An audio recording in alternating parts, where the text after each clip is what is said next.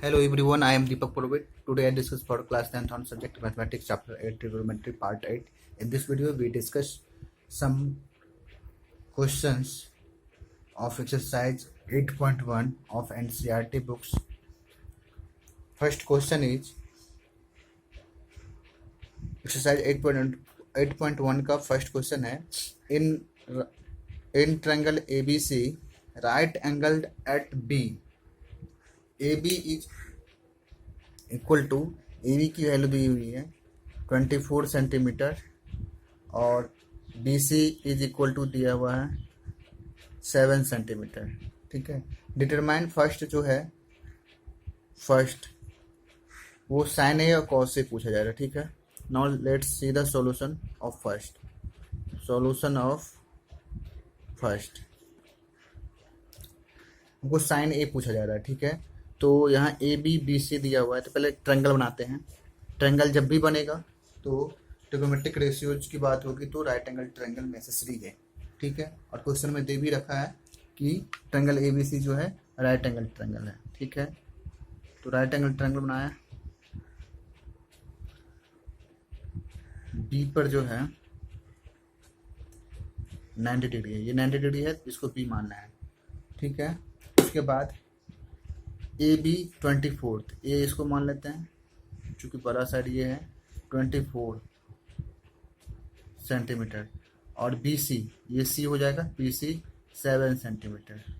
ठीक है, क्योंकि बी पर राइट एंगल था, ए भी बड़ा साइड लिए, तो ए और बी हो गया, तो लास्ट जो वर्टेक्स बचेगा वो निश्चित रूप से क्या हो जाएगा, सी हो जाएगा। चलो, तो यहाँ पर हमको फाइंड क्या करना है, साइन ए। साइन ट्रिगोनोमेट्रिक रेशियोज का नाम है ऑफ एंगल ए। एंगल ए का साइन ट्रिगोनोमेट्रिक रेशियो फाइंड करना है, तो उसकी जो फॉर्मूला होती है वो होती है पी बाई एच।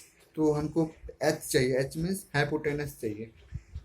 तो हाइपोटेनस यहाँ ए सी है, तो सबसे पहले हम ए सी फाइंड कर लेंगे। ठीक है, तो A C is equal to हो जाएगा बाय पाइथागोरस थ्योरम, क्या हो जाएगा, root under A B a square plus B C a square by Pythagoras theorem, ये हो जाएगा राइट एंगल ट्रायंगल में, ये ए सी का फॉर्मूला। चलिए, अब ए बी का वैल्यू 24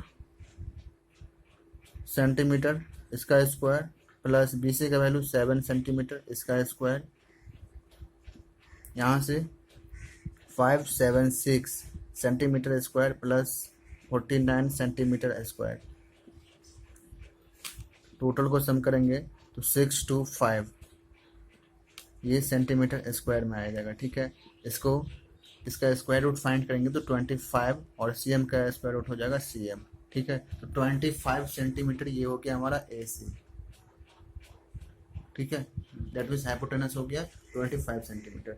अब हमें जो पूछा जा रहा है फर्स्ट में साइन ए, इसलिए sine A is equal to क्या हो जाएगा, P by H. P by H को हम दूसरी तरफ से ये भी ऐसे भी लिख सकते हैं, P means perpendicular, that means opposite side जो होता है पर थीटा के जो एंगल के रिस्पेक्ट में निकल रहे हैं, एंगल ये है, इस एंगल के रिफरेंस में इसके रिस्पेक्ट में हम पी की बात करेंगे, तो इसके ठीक अपोजिट में हो जाएगा परपेंडिकुलर। ठीक है, और 90 डिग्री के ठीक अपोजिट में होता है हाइपोटेनस, ये याद रखना है। जिस एंगल के रेफरेंस में बात करेंगे उस एंगल के ठीक अपोजिट होगा परपेंडिकुलर, और उसका एडजेसेंट हो जाए, उसका जो सटा हुआ जो हो जाएगा एडजेसेंट। ठीक है, चलिए, तो पी मीन्स हो गया परपेंडिकुलर, डेट मीन्स इसको ऐसे भी लिख सकते हैं, साइड परपेंडिकुलर का side opposite to angle A, यानी एंगल ए के अपोजिट में जो साइड है, divide by hypotenuse, TENUS। Hypotenuse fix होता है हमेशा, एंगल कोई भी रहेगा हाइपोटेनस फिक्स रहेगा। ठीक है, अब side opposite to angle A that is B C.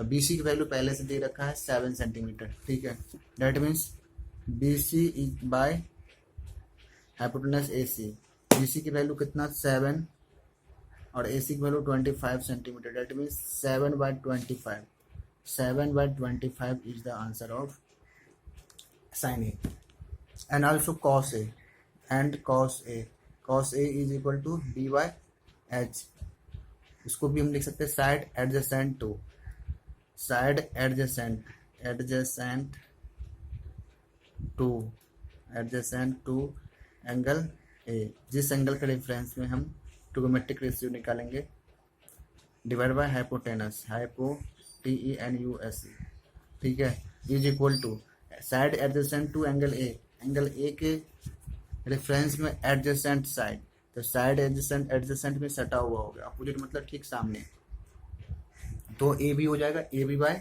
A C, A B by A C, A C का वैल्यू अब जस्ट फाइंड किए थे 25 सेंटीमीटर, और ए बी का वैल्यू दे दिया गया है 24 सेंटीमीटर, यहाँ से 24 सेंटीमीटर, तो 24 सेंटीमीटर यहाँ रख देंगे, that is 24/25 is the answer. तो फर्स्ट हमारा जो है कंप्लीट हो गया फर्स्ट पार्ट क्वेश्चन नंबर 1 का। अब यहाँ पर हम एक चीज़ देखेंगे कि कॉस ए या साइन ए या कोई भी ट्रिगोनोमेट्रिक रेशियोज की बात करते हैं तो उसका हम तीन तरह से हम लिखते हैं उसकी वैल्यू को, BH, या तो BH लिखना है, या तो side adjacent to angle A divided by hypotenuse, या तो ये, ठीक है, या नहीं तो जो इस तरह से कन्फर्म रहेंगे तो ये तीनों में से कोई एक लिखेंगे, ठीक है, या दो कोई लिख दिए तो भी ऐसा नहीं कि गलत हो जाएगा, या तीनों का तीनों लिख दिए तो ऐसा भी नहीं कि गलत हो जाएगा, ठीक है, कोई तीनों में से कोई एक फॉर्म यूज करेंगे, ठीक है, और उसके बाद उसका वैल्यू पुट करेंगे, या तीनों में से कोई दो यूज कर दिए, ये या ये लिख दिए, डायरेक्ट वैल्यू पुट कर दिए तो भी चलेगा, ये लिख दिए तो भी चलेगा, ठीक है, ये लिख दिए तो भी चलेगा, ये तीनों का तीनों लिख दिए तो भी चलेगा।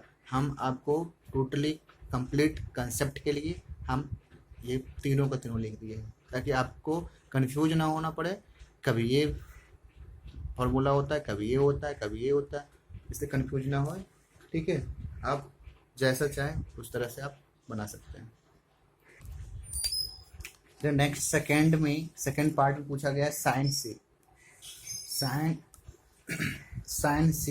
साइन सी की वैल्यू क्या हो जाएगी, सी के रेफरेंस पे देखना है, देखो अब सी ये हो गया, इसके रेफरेंस पे देखना है, PH हम अगर लगेंगे ना, PH, तो P हो जाएगा AB और H हो जाएगा AC, ठीक है, AB बाय AC, AB की वैल्यू 24 और AC की value 25 centimetre, that is 24/25, and sine cos C की वैल्यू पूछ रहा है फिर, तो कॉस सी की वैल्यू BH हो जाएगा, तो देखो सी के लिए ये B हो जाएगा BC बाय AC, तो BC की वैल्यू कितना दिया हुआ है 7 centimetre divide by 25 centimetre, that is 7/25, this is the answer.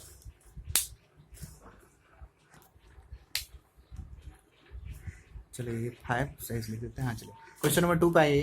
Question number 2 NCERT के एक्सरसाइज 8.1 से ये फिगर दिया हुआ 8.13, इसमें क्वेश्चन क्या दिया है फिगर, एक राइट एंगल ट्रायंगल बनाया गया है, ठीक है, इसमें Q है, at Q right angle 90 degree and PR, this is 13 centimetre and this is 12 centimetre and this, now we have to find QR, why, तो सबसे पहले आपको देखना है क्या क्या फाइंड करना है, tan A फाइंड करना है, tan P, तो tan ट्रिगोनोमेट्रिक रेशियो जो फाइंड करते हैं उसका फॉर्मूला क्या होता है, P बाय बी, तो P पहले एंगल पता करते हैं ये P बाय बी, देखो इस एंगल के लिए ये क्या हो जाएगा परपेंडिकुलर, तो हमको QR फाइंड चाहिए, पहले QR चाहिए, तो सबसे पहले हम क्या कर लेंगे, by Pythagoras theorem, by using Pythagoras theorem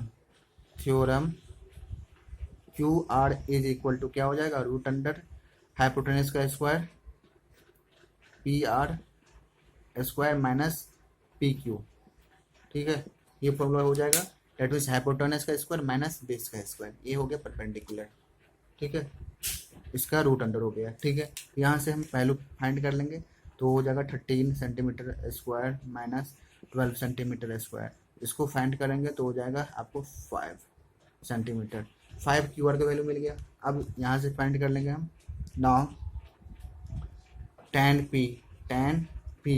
तो देखो पी के लिए पी बाय बी, ठीक है। टेन टेन टेन थीटा बराबर क्या होता है, पी बाय बी। यहाँ टेन पी बराबर क्या हो जाएगा, P by B. P means perpendicular, B means base.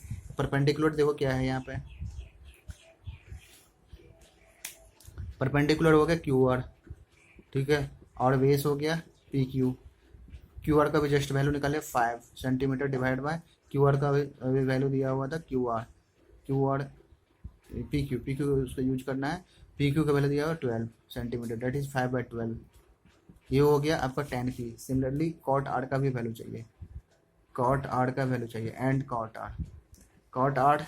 अब एंगल आर, इसके रेफरेंस में कॉट ट्रिग्नोमेट्रिक रेशियो फाइंड करना है। तो देखो कॉट आर में कॉट थीटा का वैल्यू क्या होता है, इसका उल्टा हो जाएगा बी बाय पी, ठीक है। अब देखेंगे तो बी क्या हो जाएगा आर के लिए, आर एंगल के रिस्पेक्ट में बी हो जाएगा Q R divided by P. इसके लिए पी क्या हो जाएगा, पी क्यू, ठीक है। तो यहाँ से सेम वैल्यू आ जाएगा 5/12। अब हमसे पूछा जा रहा था इसलिए tan P minus cot R is equal to क्या हो जाएगा, 5/12 minus 5/12, that is 0 is the answer. तो ये क्वेश्चन नंबर 2 कंप्लीट हो गया। अब क्वेश्चन नंबर 3 पे आते हैं। सॉल्यूशन ऑफ 3 नंबर, ठीक है। 3 नंबर क्वेश्चन क्या कर रहा है, if sine A is equal to दिया हुआ है 3/4। ये गिवन है, ठीक है। Given sine A is equal to 3/4। Calculate cos A and tan A. Cos A और टेन ए पूछा जा रहा है, ठीक है। तो यहाँ पर हमको ट्रायंगल मान करके भी बना सकते हैं, जिसमें ए एक्यूट एंगल रखेंगे, ठीक है, और एक राइट एंगल ट्रायंगल बनाएंगे, उसमें ए को एक्यूट एंगल रखेंगे, तो मान के भी बना सकते हैं। वैसे डायरेक्टली भी हम बना सकते हैं। तो यहाँ sine A P by H की वैल्यू दी हुई है, ठीक है। कॉस ए में बी बाय एच चाहिए, तो बी हमको फाइंड करना पड़ेगा।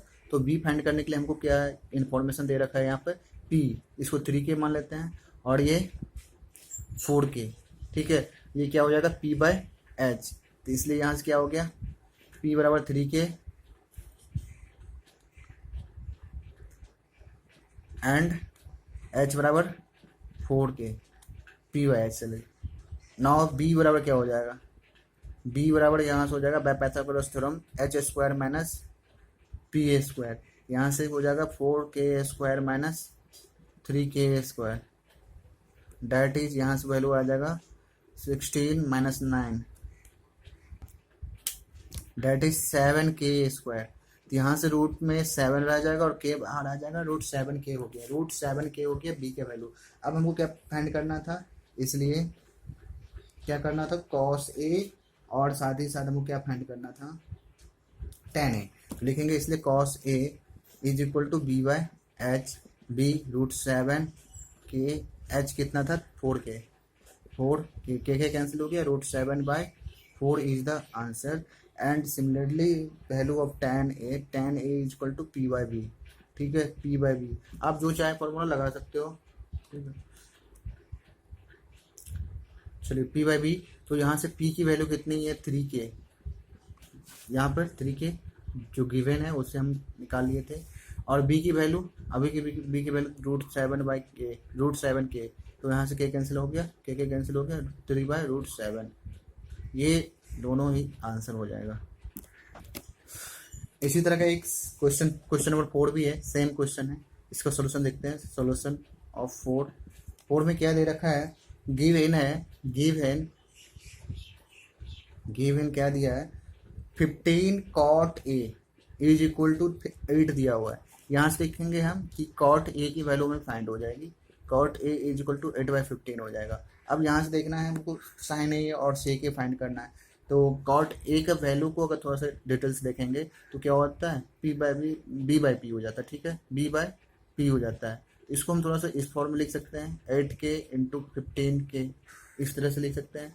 यहाँ से बी बाय पी, तो यहाँ से क्या हो जाएगा 10, इस प्रकार क्या हो जाएगा तो बी की वैल्यू हो गई हमें 8K और पी की वैल्यू हमें मिल जाएगी 15K। यहाँ से हम क्या निकाल सकते हैं, बी और पी पता है तो एच निकाल सकता है root under P square plus B square के फॉर्मूले से बाय पाइथागोरस थ्योरम। तो यहाँ से P square 15K square 15K का स्क्वायर प्लस 8K का स्क्वायर, तो यहाँ से क्या मिल जाएगा 225K square plus 64K square, that is यहाँ से हो जाएगा आपको 17K निकल जाएगा आपको एच की वैल्यू। अब यहाँ से हमको क्या फाइंड करना था, इसलिए साइन ए देखेंगे एंगल सेम है, ठीक है, एंगल सेम है तो ट्रायंगल बनाने, इसलिए ट्रायंगल बनाने की कोई जरूरत नहीं है। जब एंगल सेम रहेगा तो ट्रायंगल बनाने की जरूरत नहीं है, ठीक है। जब एंगल सेम नहीं रहेगा, जैसे जो दिया हुआ ट्रिगोनोमेट्रिक रेशियो जिस एंगल के रेफरेंस में, जैसे पिछले वाले क्वेश्चन में भी आप देख सकते हो, ठीक है। क्या देखेंगे, साइन ए का वैल्यू दिया है, एक एंगल का ट्रिगोनोमेट्रिक रेशियो पूछ रहा है, और जो पूछा जा रहा है कॉस है टेन है, वो भी एक एंगल ए के रेफरेंस में ही पूछा जा रहा है, ठीक है। तो सेम एंगल के रेफरेंस में अगर पूछा जाएगा तो हमें ट्रायंगल बनाने की कोई जरूरत नहीं है, ठीक है। डायरेक्ट भी हम बना सकते हैं। उसी तरह यहाँ भी कॉट ए का वैल्यू दिया हुआ है एक रेफरेंस में, और ए के रेफरेंस में ही हमको अदर जो ट्रिगोनोमेट्रिक रेशियो का वैल्यू फाइंड करना है, तो इसलिए यहाँ पे ट्रायंगल बनाने की कोई नीडेड नहीं है, नेसेसरी नहीं है। चलो आगे sine A P by H हो जाएगा, पी बाई एच, पी की वैल्यू दे रखा है 15K डिवाइड बाय 17K, ठीक है। चलो यहाँ से 15/17 इज द आंसर हो गया। नेक्स्ट जो है सेक ए पूछा जा रहा था, सेक ए इज इक्वल टू हो जाएगा h/b। ये सब पूरे फार्मूला एकदम अच्छी तरह से याद रहना चाहिए। h/b होता है, h हो गया 17K और बी दिया हुआ है 8K, that is 17/8, that is इतना ही आंसर। इसको तोड़ सकते हैं लेकिन यहाँ ट्रिगोनोमेट्रिक चैप्टर में इसको तोड़ने की कोई जरूरत नहीं है, डायरेक्ट ऐसा ही आंसर रखना है, ठीक है। ताकि ये देखिए सही के एबोटनेस बड़ा होगा किससे, बेस नीचे बेस का वैल्यू होगा ओ, ठीक है। ये फ्रैक्शनल जो है इसको मिक्स फ्रैक्शन हम कन्वर्ट कर सकते थे इम्प्रॉपर फ्रैक्शन में, यहाँ नेसेसरी नहीं है ट्रिगोनोमेट्रिक चैप्टर में। अदर चैप्टर आता है तो वैल्यू को हम यहाँ पे मिक्स फ्रैक्शन में कन्वर्ट करके फिर फाइनल आंसर करते हैं। Now next question number 5, solution of 5 में दिए गिवन क्या है 5। देखो इसमें यहाँ पे सेक थीटा का वैल्यू दिया हुआ है कितना 13/12, ठीक है। यहाँ पर क्या लिख देंगे, इसको थोड़ा सा कन्वर्ट कर लेंगे, एक्सपेंड कर 13K इंटू 12K में, इस तरह से कर सकते हैं, क्योंकि के कैंसिल आउट हो जाएगा तो 13/12 को हम इस तरह से इस फॉर्म में लिख सकते हैं। यहाँ से क्या हो जाएगा सेक थीटा का वैल्यू क्या होता है h/b होता है, तो h और b का वैल्यू पता है, यहाँ से p फाइंड कर लेंगे, ठीक है, p फाइंड कर लेंगे। और जो है calculate all other trigonometric ratio, तो टोटल ट्रिगोनोमेट्रिक रेशियो जो होता है राइट एंगल ट्रायंगल में कितने हो सकते हैं, टोटल ट्रिगोनोमेट्रिक रेशियो टोटल 6 होता है, जिसमें से 1 दिया हुआ है सेक थीटा, रिमेनिंग 5 जो है वो हम फाइंड कर लेंगे, ठीक है। जैसे सबसे पहला हो जाएगा साइन थीटा, क्या हो जाएगा p/h, p का वैल्यू यहाँ से फाइंड जो करेंगे वो h की वैल्यू पता है 13K। फिर कॉस थीटा, तो कॉस थीटा क्या हो जाएगा 1/सेक थीटा, डायरेक्ट ऐसे भी निकाल सकते हैं, 1/सेक थीटा दैट मीन्स 12/13 हो जाएगा कॉस थीटा का वैल्यू, या b/h होता है तो b/12h जो निकालेंगे वो, ठीक है। h का वैल्यू दिया हुआ ही है, ठीक है, तो 12/13 वैसे ही हो जाएगा। फिर 10, इस तरह से रिमेनिंग जो भी है सभी ट्रिगोनोमेट्रिक रेशियोज का हम फार्मूला पे वैल्यू पुट करके निकाल सकते हैं। Now move on next question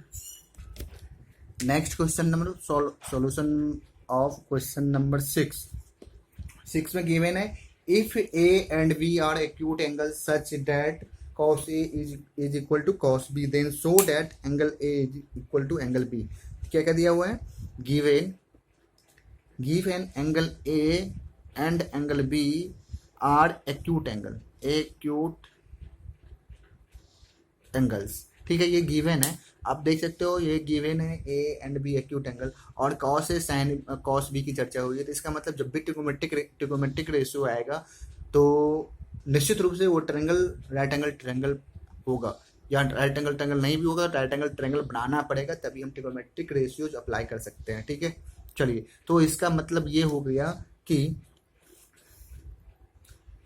triangle जो होगा उसमें कोई एक एंगल तो 90 डिग्री होगा ना, 90 डिग्री, अब देखो ए और बी को कह रहे हैं एक्यूट बनाने के लिए, तो ये ए बी नहीं हो सकता है क्योंकि ये 90 डिग्री है, तो इसको ए मान लेता हूँ मैं। अच्छा, इसको ए मान लेता हूँ, इसको बी मान लेता हूँ, ठीक है। इसको भी ए मान सकते थे, इसको भी मान सकते हैं, अब जिसको जो चाहे मान सकते हैं, ठीक है। चलिए, तो ये दोनों एंगल क्या हो गया, एक्यूट एंगल हो गया। इतना तक तो हम समझ गए। अब क्या होगा, ये दोनों एक्यूट एंगल हो गया, तो इससे हमको ये पता चल रहा है कि इस दोनों एंगल का सम कितना होना चाहिए, 90 डिग्री, क्योंकि एक एंगल तो 90 डिग्री है, राइट एंगल ट्रायंगल है, तो एक एंगल ऑटोमेटिक 90 डिग्री है, तो रिमेनिंग जो 2 एंगल होगा वो एक्यूट है, एक्यूट ही होगा, ठीक है, एक्यूट एंगल्स ही होगा, और उस दोनों का सम कितना हो जाएगा, angle A plus angle B is equal to 90 degree हो जाएगा, ठीक है। यहाँ तक तो समझ में आ गया होगा। अब देखेंगे इसका यूज होता है कि नहीं होता है, ठीक है। अब देखो ए बी ये दो हो गए, तो ये क्या क्या होगा, सी होगा निश्चित तौर पे। अब दूसरा क्या हमको दिया हुआ है, और दिया हुआ है cos A is equal to cos B दिया हुआ है, कॉस बी दिया हुआ है, ठीक है। तो यहाँ पर देखेंगे कॉस ए का वैल्यू क्या हो जाएगा, कॉस ए, देखो कॉस ए ये एंगल के डिफरेंस में, ये एंगल के डिफरेंस अगर देखेंगे तो ये हो गया, ये हो जाएगा पी, और ये हो जाएगा बी, ये हो जाएगा एच, ठीक है। ये हो गया हाइपोटेनस, हाइपोटेनस फिक्स रहेगा, हाइपोटेनस दैट मीन्स एच, ठीक है। तो देखो बी बाय एच होता है ना, that means A C by A B हो जाएगा। ये हो गया बी, एंगल एक के रेफरेंस में बी ए सी, और ए बी हो गया हाइपोटेनस। फिर बी के रेफरेंस में, बी के रेफरेंस में बेस जो हो जाएगा ये हो जाएगा बी, बी मीन्स बेस, ये हो जाएगा B C, B C by hypotenuse, hypotenuse क्या है ए बी। अब यहाँ से देखते हैं कि A B A cancel out हो जाएगा, ठीक है। यहाँ इक्वल का साइन है, या उस साइड ए बी को लेके जाएंगे तो ए बी कैंसिल आउट हो जाएगा, तो बच गया क्या हमको, हमारे पास ए सी बराबर B C, that means A C is equal to B C, ये हमको मिल गया। अब देख रहे हैं यहाँ हम कि ये कैसा कैसा ट्रायंगल हो गया, आइसोसेलेस ट्रायंगल हो गया, आइसोसेलेस ट्रायंगल हो गया जिसमें क्या हो गया, दो साइड आपस में इक्वल हो गया। तो हम ये थ्योरम पढ़ चुके हैं ना क्लास 9th में कि opposite angles of equal sides are also equal। यहाँ लिख देंगे we know that opposite angles of equal sides are equal, ठीक है। इसलिए देखो यहाँ पे क्या है, ए सी और बी सी इक्वल साइड है, इक्वल साइड के अपोजिट एंगल क्या होंगे, आपस में भी इक्वल होंगे। तो देखो यहाँ पर ए सी के अपोजिट में क्या है, ए सी के अपोजिट में कौन सा है एंगल होगा, ए सी के अपोजिट में एंगल बी है, एंगल बी। और फिर इक्वल बी सी के अपोजिट में कौन सा एंगल है, बी सी के अपोजिट में एंगल ए है। तो ये दोनों आपस में इक्वल हो जाएगा, और यही तो हमको प्रूव करने के लिए कहा जा रहा था कि एंगल ए बराबर एंगल बी प्रूव कीजिए, ठीक है। ये हो गया प्रूव्ड, इसका ये हो गया प्रूव्ड। इसके अपोजिट में जो एंगल होगा वो था बी, इसके अपोजिट में जो एंगल होगा वो था एंगल ए, ये दोनों भी आपस में इक्वल होगा, ठीक है। तो अपोजिट एंगल्स इक्वल साइड के, अगर इक्वल साइड है तो उसके अपोजिट में जो एंगल होंगे वो इक्वल होंगे, ठीक है। अगर इक्वल एंगल है, इस एंगल के अपोजिट में जो साइड होंगे, साइड्स होंगे, वो आपस में इक्वल होंगे। ये थ्योरम हम लोग पढ़ चुके हैं, ठीक है। सेकेंड मेथड इसका देखते हैं। सेकेंड मेथड सबसे इजी मेथड तो यही फर्स्ट मेथड था। सेकेंड मेथड देखो, यहाँ पर ट्रायंगल दिया हुआ नहीं है, हम अपने मन से चाहेंगे तो ट्रायंगल जैसा चाहेंगे वैसा बना सकते हैं, लेकिन राइट एंगल होना जरूरी है। चलो ठीक है, तो देखेंगे इसको हम इसको ए एंड बी आर क्या दिया हुआ था, इक्वल। तो देखो इसको हम ए मान लेते हैं, इसको हम बी मान लेते हैं, ठीक है। ये ए ये बी, तो ये क्या हो जाएगा, सी हो जाएगा निश्चित तौर पे। और ये क्या कर लेते हैं, यहाँ पर यहाँ सी से हम इस पर परपेंडिकुलर डाल लेते हैं, क्योंकि अभी जो बनाया था ए बी सी ट्रायंगल वो राइट एंगल ट्रायंगल नहीं हुआ था, राइट एंगल ट्रायंगल नहीं हुआ था, तो हम अप्लाई ही नहीं कर सकते trigonometric ratios. Trigonometric ratios apply करने के लिए हमको ट्रायंगल को राइट एंगल बनाना पड़ेगा। तो राइट एंगल बनाने के लिए यहाँ सी से डी डाल दिए परपेंडिकुलर, ठीक है। तो लिख लेंगे, क्या लिख लेंगे, let a triangle ABC in which CD perpendicular AB ये कर लिया। उसके बाद देखो क्या करना है, उसके बाद हमको यहाँ कंप्लीट हो गया, इसके लिए फिगर के लिए लैंग्वेज लिख दिया। अब हमको गिवन क्या है, cos A is equal to cos B. ठीक है, ए और बी एक्यूट था, ए और बी एक्यूट बना लिया फिगर में।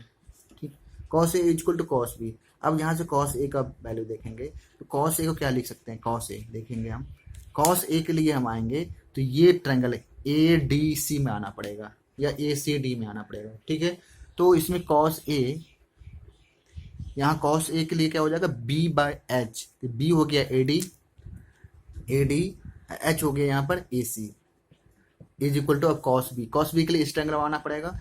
ठीक है, बी डी सी में, तो यहाँ पे हो जाएगा B by H B D divide by, इसके लिए हाइपोटेन्यूज हो जाएगा ए बी सी। ठीक है, यहाँ से क्या कर लेंगे हम, इसको ए सी को इधर ले आएंगे, A D by B D, A D by B D, ये दोनों साइड को एक साथ रख लिए रेशियो में, और ए सी बाय बी सी कर लिए। ठीक है, यहाँ से हमको ये मिला रिलेशन। अब यहाँ से क्या कर लेंगे, A D by B D is equal to A C by B C है, ये दोनों आपस में रेशियो इक्वल है, इस सभी को हम के मान लेते हैं। ठीक है, के लेट कर लिए। ठीक है, अब यहाँ से हमको ए डी और बी डी का वैल्यू निकाल लेते हैं। ठीक है, यहाँ से हम क्या लिखेंगे, इसलिए ए डी बटे बी डी बराबर ये रेशियो बराबर भी के हो जाएगा, यहाँ से ए डी का वैल्यू निकल जाएगा, क्या निकल जाएगा, के इंटू बी डी। ठीक है, इसको फर्स्ट मान लेते हैं। सिमिलरली हमको यहाँ ए सी बटे बी सी ये बराबर भी के मिलेगा, यहाँ से हम किसका वैल्यू निकाल लें, ए सी का वैल्यू निकाल लेंगे, ए सी का, तो के इंटू बी सी, इसको सेकंड मान लेंगे। ठीक है, चलिए अब आगे देखना है।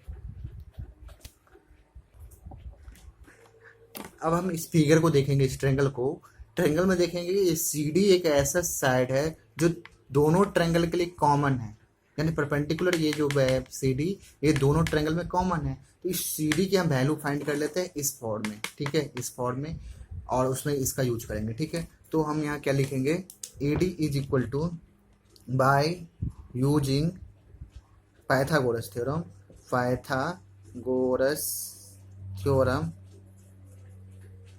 Theorem in triangle ADC and triangle BDC we get क्या हम प्राप्त कर सकते हैं, तो देखो CD का स्क्वायर हम प्राप्त कर सकते हैं। CD ये क्या है, CD इज परपेंडिकुलर, ये हो जाएगा AC square minus ED square. ठीक है, ये फर्स्ट मान चुके हैं पहले से, ये इसको थर्ड मानना, फर्स्ट सेकंड मान चुके हैं, थर्ड। और सिमिलरली ये ट्रायंगल में BDC में BCD हो जाएगा, CD का स्क्वायर हो जाएगा, हाइपोटेनस यहाँ चेंज हो जाएगा, BC square minus BD square, इसको 4 मान लेंगे। अब यहाँ पर फ्रॉम 3 and 4 से ये क्या हो जाएगा, कॉमन हो जाएगा, from equations 3 and 4 we get 3 और 4 में हम कंपेयर करेंगे तो लेफ्ट हैंड साइड इक्वल है, तो राइट हैंड साइड का क्या हो जाएगा, इक्वल हो जाएगा। क्या हो जाएगा, AC square minus AD square is equal to BC square minus BD square. अब यहाँ पे क्या करना है, हमको वैल्यू पुट करना है जो हम निकाले थे, जिसको हम फर्स्ट और सेकंड इक्वेशन मान लिए थे, जो गिवन स्टेटमेंट से cos A is equal two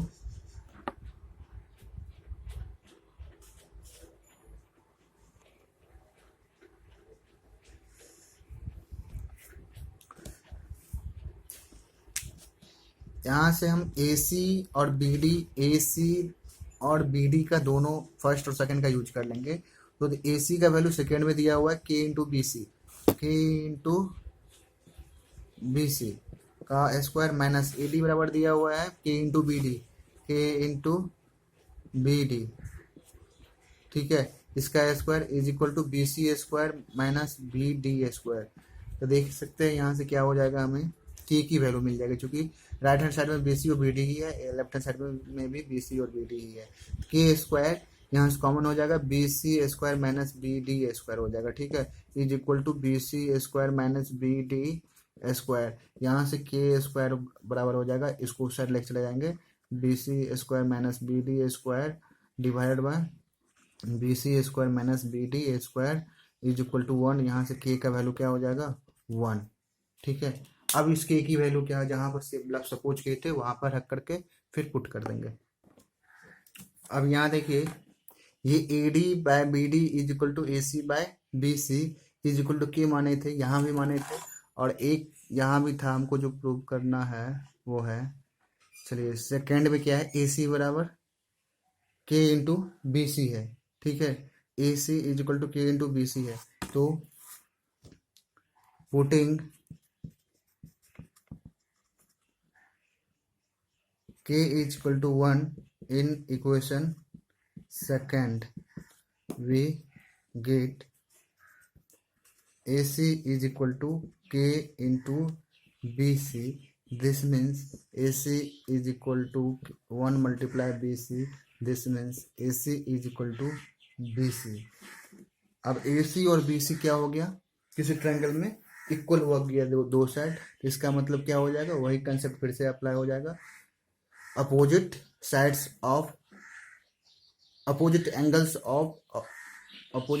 of equal sides are equal, ठीक है, इक्वल साइड के अपोजिट एंगल्स क्या हो जाएंगे इक्वल, इसलिए ए सी का अपोजिट में एंगल बी और बी सी का अपोजिट में एंगल ए, ये हो गया अपोजिट एंगल्स ऑफ इक्वल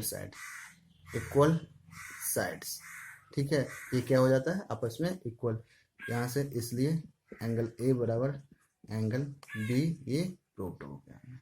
ये थोड़ा लॉन्ग प्रोसेस था। एक प्रोसेस इसका और भी है, थर्ड मेथड हम लोग क्या करेंगे, सिर्फ हम उसका हिंट दे देते हैं, सॉल्व नहीं करेंगे क्योंकि वो भी लेंथी है काफ़ी। एक ट्रायंगल बनाएंगे जिसमें बी ए और बी को एक्यूट रखेंगे, तो ए और बी को एक्यूट रखने पर क्या हो जाएगा, सी यहाँ हो जाएगा। अब यहाँ पे क्या करेंगे, हम परपेंडिकुलर डालेंगे। परपेंडिकुलर क्यों डालेंगे, जो सेकंड मेथड में बताए थे, हमको राइट एंगल ट्रायंगल बनाना है, ये और ये एक्यूट एंगल था, तो यहाँ राइट एंगल ट्रायंगल बनाना है, तो कहीं ना कहीं हमको ये किसी वर्टेक्स से हमको परपेंडिकुलर डालना पड़ेगा, तो ए बी पे परपेंडिकुलर डाल रहे हैं। तो अब क्या करना है, हमको ये दिखाना है, ये बराबर ये angle A is equal to angle B दिखाना है, ये हमको हमारा एम है। देखिए दो ट्रायंगल हो गया, एक ट्रायंगल ये, एक ट्रायंगल ये, तो इसमें हमको ये बराबर ये दिखाना है, ठीक है। तो इसमें भी राइट एंगल है, इसमें भी राइट एंगल है, तो हम ऐसा करें कि ये एंगल को ये एंगल के इक्वल दिखा देंगे, तो दो एंगल किसी ट्रायंगल में अगर इक्वल है तो तीसरा एंगल ऑटोमेटिक जो है वो इक्वल हो जाएगा आपस में। किसी ट्रायंगल के दो कोरस्पोंडिंग एंगल्स इक्वल होगा किसी दूसरे ट्रायंगल के कोरस्पोंडिंग एंगल्स के, तो तीसरा एंगल्स भी आपस में इक्वल हो जाएगा, ठीक है। तो हमारा एम है इसको और इसको इक्वल दिखाना। इसके लिए हम क्या करेंगे, कुछ कंस्ट्रक्शन करेंगे। तो कंस्ट्रक्शन क्या कर सकते हैं, इसको हम एक्सटेंडेड कर देंगे, कितना, तो बी सी के इतना, ठीक है। अब इसको जहाँ पर इतना बड़ा एक्सटेंड करने के बाद इसको डी ई तक एक्सटेंड मान लीजिए, या पी तक मान लेते हैं, पी तक एक्सटेंड कर दिए, और इस तरह से एक्सटेंड किए कि बी सी बराबर हमको बी सी मिल जाए, ठीक है। बी सी बराबर हमको सी पी मिल जाए, बी सी बराबर हमको सी पी मिल जाए। अब हमको cos A is equal to cos B से रिलेशन मिल जाएगा, और हमको फिर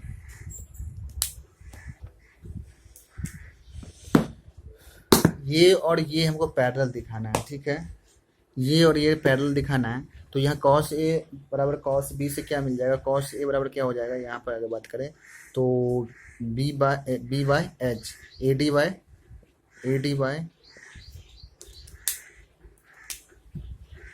डी बाय मिल जाएगा ए सी, और इसका मिल जाएगा B D by B C. ठीक है, यहाँ से हम क्या निकाल लेंगे, A D is equal A D by B D, इसको इधर ले आएंगे, B D is equal to क्या हो जाएगा, ए सी बाय बी सी हो जाएगा। ठीक है, और यहाँ पर बाय कंस्ट्रक्शन हम लोग क्या किए थे, बी सी को सी पी के बराबर किए थे। ठीक है, ड्रॉ किए थे कंस्ट्रक्शन, तो बी सी के बदला हम सी पी लगा देंगे। बी सी के बदला में यहाँ से लिख सकते हैं A D by B D is equal to A C by C P, C P.